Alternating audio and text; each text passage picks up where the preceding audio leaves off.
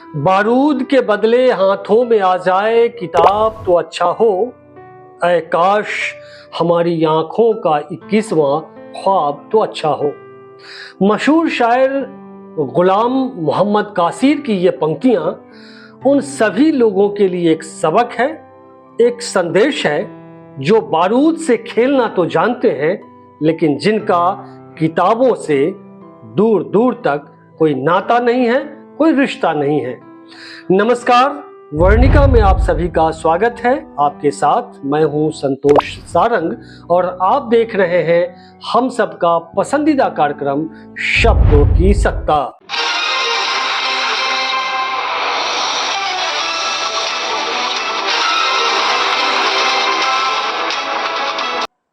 साथियों, मेरी एक आदत है कि जब भी मैं बाहर टूर पर जाता हूं तो कुछ नई किताबें खरीद कर लाता हूं। अभी हाल में मैं पटना गया था और वहां से कुछ किताबें मैंने खरीदी हैं। कुछ किताबें मैंने पढ़ ली हैं और कुछ किताबों को मैं अभी पढ़ रहा हूं।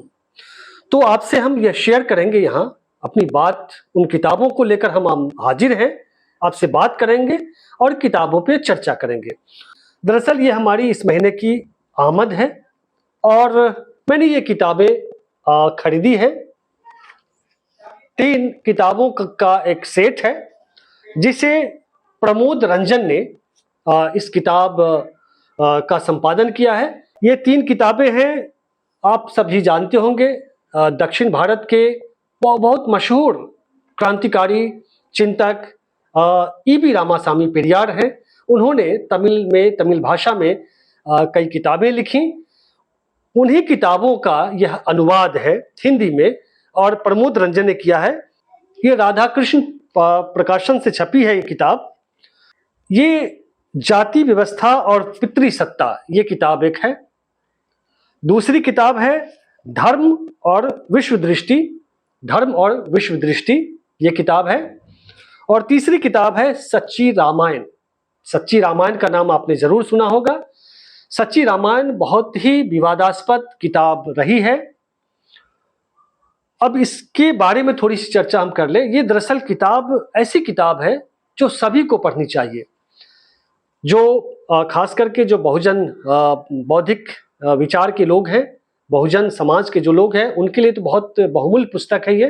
लेकिन सभी के लिए पुस्तक दरअसल आपकी जो दृष्टि है वर्ण व्यवस्था को लेकर, जो जाति व्यवस्था को लेकर, जो कर्मकांड को लेकर, धर्म को लेकर, ये उसके लिए आपकी दृष्टि को पैनी करती है ये किताबें, तो जरूर पढ़नी चाहिए। हम कहेंगे कि इस किताब को जरूर पढ़िए। सच्ची रामायण के बारे में थोड़ी सी चर्चा हम यहाँ करना चाहेंगे। इसमें जो पिछले पृष्ठ पर कुछ लिखा है उसको थोड़ा सा हम यहाँ कोट करेंगे। यह पुस्तक 1944 में तमिल भाषा में प्रकाशित हुई। इसका अंग्रेजी संस्करण द रामायण टू रीडिंग नाम से 1959 में प्रकाशित हुआ। यह किताब हिंदी में 1968 में सच्ची रामायण शीर्षक से आई और इस किताब का प्रकाशन उत्तर भारत के पेरियार कहे जाने वाले पेरियार ललाई सिंह यादव ने इसका प्रकाशन करवाया था उत्तर भारत में पहली बार। 9 दिसंबर 1969 को तत्कालीन उत्तर प्रदेश सरकार ने इस पर प्रतिबंध लगा दिया था। ये ऐसी किताब है, विवादास्पद पुस्तक, इस पर उत्तर प्रदेश सरकार ने प्रतिबंध लगा दिया था और पुस्तक की सभी प्रतियों को जब्त कर लिया गया था। इसके बाद ललाई सिंह यादव ने इस प्रतिबंध और जब्ती को इलाहाबाद हाईकोर्ट में चुनौती दी। वे हाईकोर्ट में मुकदमा जीत गए। फिर सरकार ने हाईकोर्ट के इस निर्णय के खिलाफ सुप्रीम कोर्ट में मुकदमा दायर किया। फिर लेकिन 16 सितंबर 1976 को सुप्रीम कोर्ट ने इस मामले में सर्वसम्मति से फैसला देते हुए राज्य सरकार की अपील को खारिज कर दिया और अभिव्यक्ति की स्वतंत्रता के पक्ष में निर्णय सुनाया और तब सच्ची रामायण फिर से हिंदी में प्रकाशित हुई और आज तो प्रमोद रंजन के प्रयास से ये पूरे उत्तर भारत में ये किताबें हिंदी में उपलब्ध है। दूसरी किताब हमारे पास है मंडल कमीशन। मंडल कमीशन राष्ट्र निर्माण की सबसे बड़ी पहल भूमिका और अनुवाद सत्येंद्र PS की है और प्रस्तावना जस्टिस PV सावंत ने लिखी है। ये किताब लेफ्ट वर्ल्ड बुक्स और फ्री मीडिया के द्वारा पब्लिश है। ये किताब भी बहुत ज़रूरी किताब है, खास करके SC ST OBC और माइनॉरिटी के लिए। ये किताब आप ज़रूर पढ़ें, इससे आपकी दृष्टि आरक्षण को लेके और जो हिस्सेदारी की बात आज उठ रही है जातिगत जनगणना के बाद, तो आज के संदर्भ में ये किताब एक बार पढ़ना और जरूरी बनता है। हमारे पास एक और किताब है, भारतीय राष्ट्रवाद।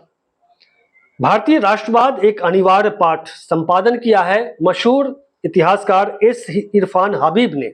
इसमें अगर आज के अंध राष्ट्रवाद को समझना चाहते हैं, जो आज दरअसल इस किताब के कवर पेज पर लिखा भी है, महात्मा गांधी को कोट किया गया है कि राष्ट्रवाद के लिए घृणा जरूरी है क्या। आप जान रहे हैं कि आज जो सरकार है हमारे देश में, वो राष्ट्रवाद और हिंदुत्व के एजेंडे को लेकर आगे बढ़ी है और उसे पिछले 2 टर्म में काफी सफलता मिली। लेकिन ये राष्ट्रवाद दरअसल अंध राष्ट्रवाद है, जो आपको घृणा करना सिखाता है और आपको नफरत करना सिखाता है।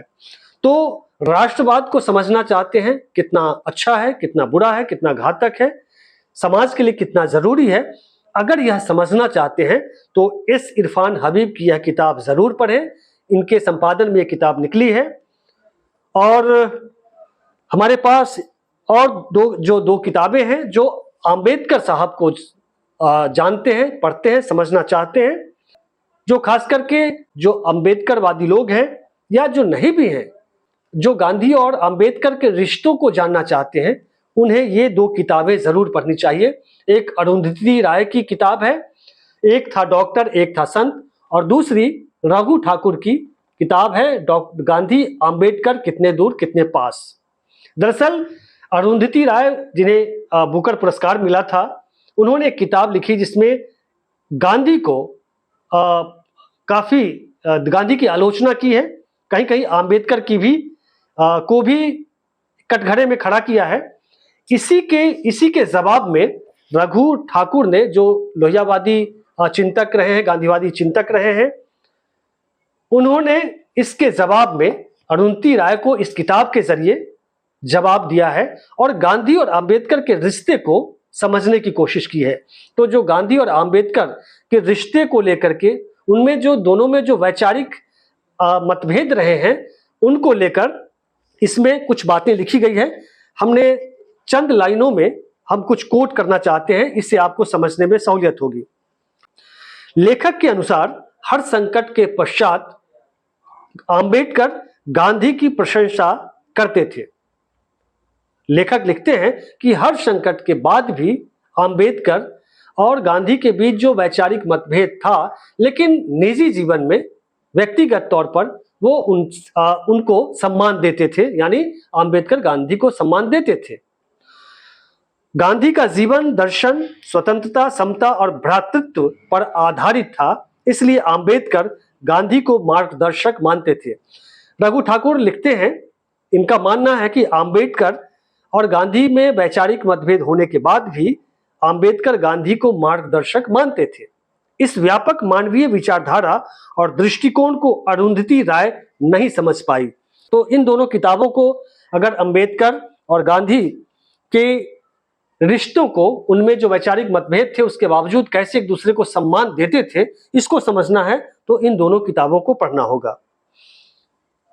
और 2 किताबें मेरे पास हैं, एक मुर्दहिया और दूसरी किताब है मणिकर्णिका।